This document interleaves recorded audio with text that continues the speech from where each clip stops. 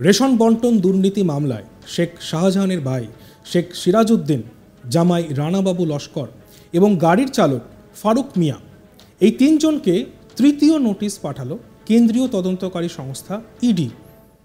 পরপর দুবার হাজিরা এড়িয়েছে এই তিনজন। সেই কারণে নোটিশে উল্লেখ করা হয়েছে এবার হাজিরা এড়ালে আইনি পদক্ষেপ করা হবে। আগামী বৃহস্পতিবার অর্থাৎ 18ই জুলাই এবং শুক্রবার 19শে জুলাই এই তিনজনকে হাজিরার নির্দেশ দেওয়া হয়েছে বলে খবর ইডি সূত্রে।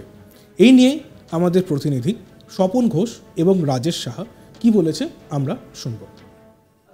রেখা পাত্র সন্দেশখালী, আমরা জানি রেখা পাত্রকে নিয়ে প্রচন্ড চর্চা হয়েছে, বসিরহাটের প্রার্থী করা হয়েছে তাকে, সেটা তো একটা সর্বজন বিদিত, মানে শুধুমাত্র বাংলা নয় সারা দেশ রেখা পাত্রের নাম নিয়ে চর্চা করেছে।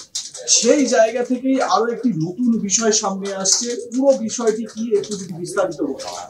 দেখো, তুমি জানো, আমাদের সবার মনে থাকবে যে সন্দেশখালীর যে ঘটনা তদন্ত করছিল ইডি, তারপরে যখন আমরা দেখলাম যে জমি জবরদখল নিয়ে নতুন করে ইসিআর একটি রেজিস্টার করে ইডি তদন্ত শুরু করে রেশন বন্টন দুর্নীতি মামলার পাশাপাশি, অর্থাৎ রেশন বন্টন দুর্নীতি মামলার তদন্ত সূত্রে কিন্তু প্রথম সন্দেশখালীতে গিয়েছিল ইডি। তারপরে সেই ইডির উপরে অ্যাটাক হয়, সেই অ্যাটাকের পর জল বিভিন্ন দিকে গড়ায়, সেগুলো আমরা সকলের সাক্ষী দেখেছি, আমাদের দর্শকদেরও মনে থাকবে। এবং তারপরে কিন্তু জমি জবরদখলের বিষয়টি সামনে আসে, অর্থাৎ এই ল্যান্ড গ্র্যাবিং বলো, অত্যাচার বলো, এক্সটর্শন বলো, সবকিছু নিয়ে যে ঘটনাগুলো সামনে এসেছিল, তখন কলকাতা হাইকোর্ট নির্দেশ দিয়েছিল যে এই জমি জবরদখল বা মাসের ভিড় দখল বা এই ধরনের এক্সটর্শনের মামলা তদন্ত সিবিআই ইডিকে করার নির্দেশ দিয়েছিল কলকাতা হাইকোর্ট। এবং সিবিআই যখন সেই মামলা শুরু করে, তারপরে কিন্তু পাশাপাশি ইডিও একটি নতুন ইসিআই রেজিস্টার করে এই ঘটনা তদন্ত শুরু করেছিল। এবং সেই তদন্তের সূত্র ধরে নোটিশ দেওয়া হয়েছিল শেখ শাহজাহানের নিজের ভাই শেখ সিরাজউদ্দিন, যিনি এখনো পর্যন্ত অধরা, যাকে এখনো পর্যন্ত গ্রেপ্তার করতে পারেনি কোনো কেন্দ্রীয় তদন্তকারী সংস্থা। সেই শেখ সিরাজউদ্দিনকে নোটিশ করা হয়েছিল এর আগে একবার নয়, দুবার, এবং দুবারই কিন্তু এই শেখ সিরাজউদ্দিন হাজিরা এড়িয়েছেন। তিনি দেখা করেন, তাকে বারবার নির্দেশ দেওয়া হয়েছিল ইডির অফিসে, যে সিজিও কমপ্লেক্সে পূর্বাঞ্চলীয় সদর দপ্তর রয়েছে, সেখানে এসে তদন্তকারীদের সঙ্গে দেখা করতে এবং তদন্তের মুখোমুখি তাকে বসার জন্য নির্দেশ দেওয়া হয়েছিল।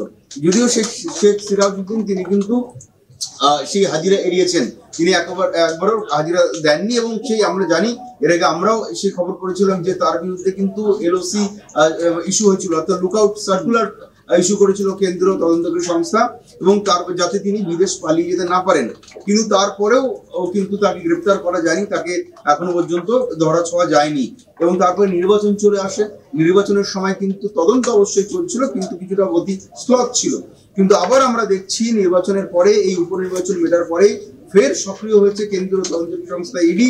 এনফোর্সমেন্ট ডিরেক্টরেটের সক্রিয়তা দেখা যাচ্ছে, তার কারণ এই মামলায় তৃতীয় নোটিশ সার্ভ করা হয়েছে শেখ শাহজাহানের ভাই শেখ সিরাজউদ্দিনকে। শেখ সিরাজউদ্দিনকে আমরা জানি গত সপ্তাহেও ডেকে পাঠানো হয়েছিল, কিন্তু এর আগে যতবার নোটিশ করা হয়েছে তিনি কিন্তু উপস্থিত হননি। এবার তৃতীয়বার তাকে নোটিশ করা হয়েছে। এবং শুধু শেখ সিরাজউদ্দিন নয়, শেখ সিরাজউদ্দিন ছাড়াও শেখ শাহজাহানের জামাই এবং তার গাড়ির চালক দুজনকে কিন্তু নোটিশ করা হয়েছে। তোমাকে জানিয়ে রাখি, শেখ শাহজাহানের জামাই রানাবাবু লস্কর এবং তার গাড়ির চালক ফারুক মিয়া, এই দুজনকেও কিন্তু তৃতীয়বার নোটিশ করা হয়েছে। এবং শেখ শাহজাহানের জামাই, অর্থাৎ শেখ শাহজাহানের যে বড় মেয়ে রয়েছে, সেই বড় মেয়ের যে জামাই রয়েছে, অর্থাৎ যে স্বামী রয়েছে রানাবাবু লস্কর, তাকেও কিন্তু থার্ড নোটিশ করা হয়েছে। এবং শেখ শাহজাহানের গাড়ির যে চালক রয়েছেন তাকেও নোটিশ করা হয়েছে, যার নাম ফারুক মিয়া। এই তিনজনকে কেন নোটিশ করা হচ্ছে?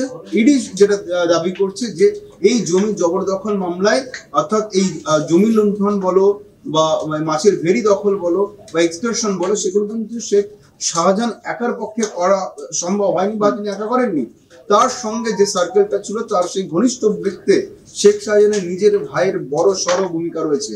এবং পাশাপাশি শেখ শাহজাহানের জামাই এবং গাড়ির চালককেও জিজ্ঞাসাবাদ তারা করতে চান, কারণ ইডি মনে করছে যে এই মানি লন্ডারিং এইটা মনে করছে যে এই তিনজন শেখ শাহজাহানের ভাই, জামাই এবং ড্রাইভার, এরা প্রত্যক্ষভাবে জড়িত এই জমি কেলেঙ্কারি নিয়ে। ইডির সন্দেহের আতস কাছের তলায় কিন্তু এনারা প্রথম থেকেই ছিলেন। এবং ইডি মনে করছেন যে মানি লন্ডারিং এ গুরুত্বপূর্ণ ভূমিকা এনাদেরও থাকতে পারে, সেই কারণে জিজ্ঞাসাবাদের জন্যই তাদেরকে বারবার ডেকে পাঠানো হয়েছে। কিন্তু তারপরেও তাদের অনুপস্থিতি এবং বারংবার অনুপস্থিতি কিন্তু ইডির প্রশ্ন আরো দৃঢ় করেছে এবং ইডির সন্দেহ আরো দৃঢ় করেছে। কারণ তারা কেন এখন পর্যন্ত পলাতক, তারা কেন তদন্তের মুখোমুখি বসছেন না, তারা কেন জিজ্ঞাসাবাদে সামিল হচ্ছেন না। ইডি কিন্তু এই প্রশ্ন তুলছে বারবার, শেখ সিরাজউদ্দিন কেন অধরা থাকছেন, কেন সামনে আসছে না। মাসের পর মাস চলে যাচ্ছে, তাকে নোটিশ করা হচ্ছে, তিনি আসছেন না।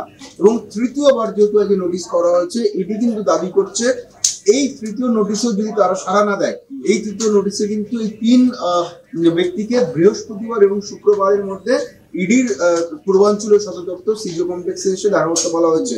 এবং ইডি যেটা দাবি করছে, স্পষ্ট দাবি বললে কম বলা হবে, ইডি হুঁশিয়ারির সাথে জানাচ্ছে এই তৃতীয় নোটিশেও যদি তারা সাড়া না দেন, যদি তারা না আসেন, তাহলে কিন্তু কড়া পদক্ষেপ করা হবে। কিসের পদক্ষেপ? কড়া আইনি পদক্ষেপ নেওয়া হবে। এবং তুমি জানো, 3টে অ্যাপিয়ারেন্স নোটিশ যদি কেউ স্কিপ করে বা এড়িয়ে যায়, তাহলে কিন্তু তদন্তকারী সংস্থার হাতে সেই ক্ষমতা থাকে, তারা আদালতের দ্বারস্থ হতে পারে নন বেলেবল ওয়ারেন্ট চেয়ে। রেশন বন্টন দুর্নীতি মামলায় শেখ শাহজাহানের ভাই সিরাজউদ্দিন, জামাই রানাবাবু লস্কর, গাড়ির চালক ফারুক মিয়া, এই 3 জনকে তৃতীয়বারের জন্য নোটিশ পাঠিয়েছে কেন্দ্রীয় তদন্তকারী সংস্থা ইডি। কিন্তু ঠিক কি ঘটেছিল সেই দিনকে? কেন ইডি পরপর 3বার নোটিশ পাঠালো? সন্দেশখালীতে তৃণমূল নেতা শেখ শাহজাহানের বাড়ি প্রথমবার অভিযানে গিয়ে খালি হাতে ফিরলেও পরের বার কিন্তু তারা ফেরেনি।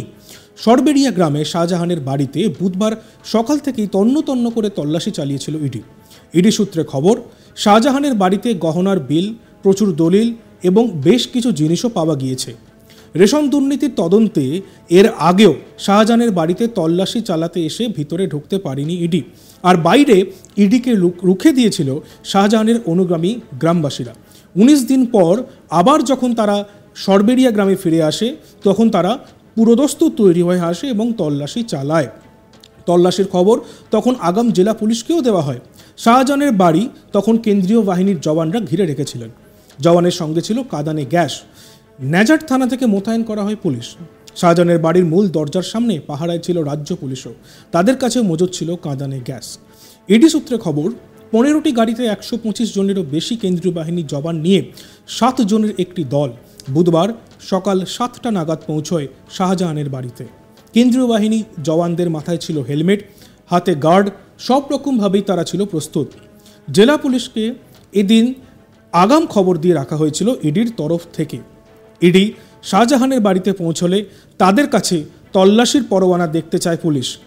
তা দেখানোর পরেই পুলিশের তরফে সহযোগিতার আশ্বাস মেলে।